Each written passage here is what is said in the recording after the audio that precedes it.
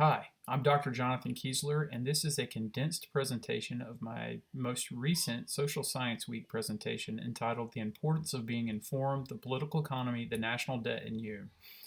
This condensed presentation is a part of a larger series where we're looking at why young Americans need to be more informed and more involved in the political process.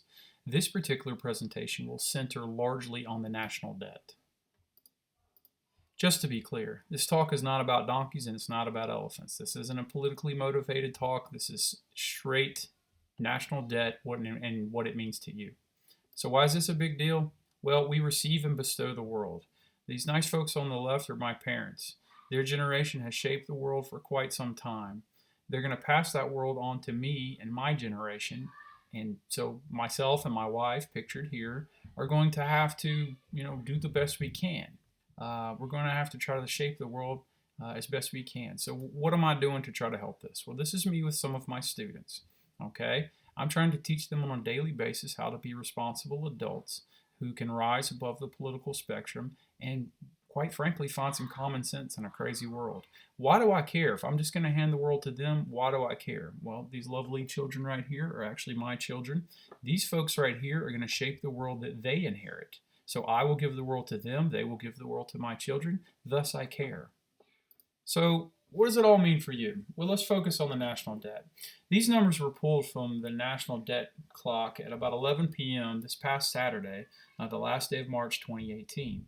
There's some really big numbers here, trillions and billions. Let's run through them. The U.S. tax revenue from the federal income tax is $3.3 trillion.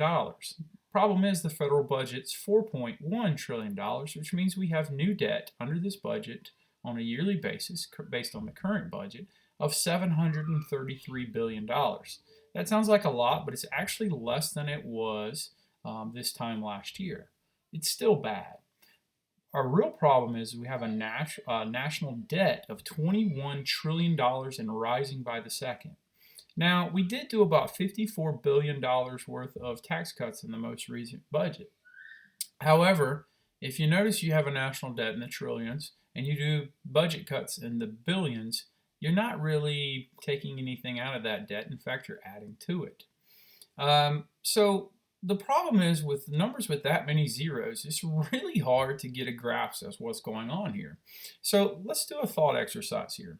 All we're going to do is take the numbers on the national debt and the revenue and remove 8 zeros and pretend like it's a household budget.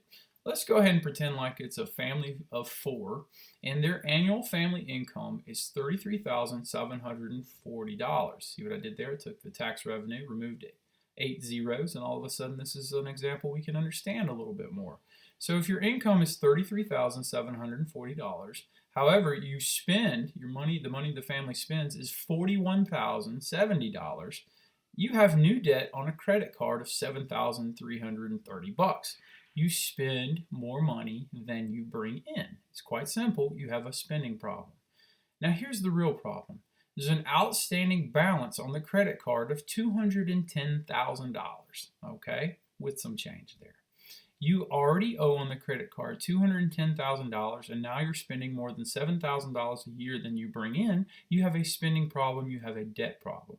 So Dad comes home one day in his family of 4 and says, I'm going to solve all of our problems, and you're going to pat me on the back for it.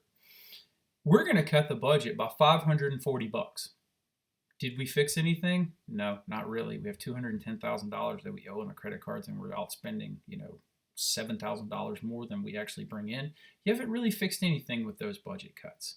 Okay, so now it's time to call the credit card company and ask them that they raise our limit, to about let's say $18,000, so we can have this spending, continue.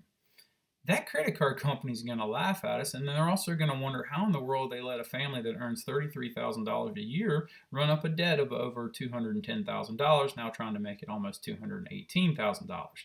There's no way that's going to happen.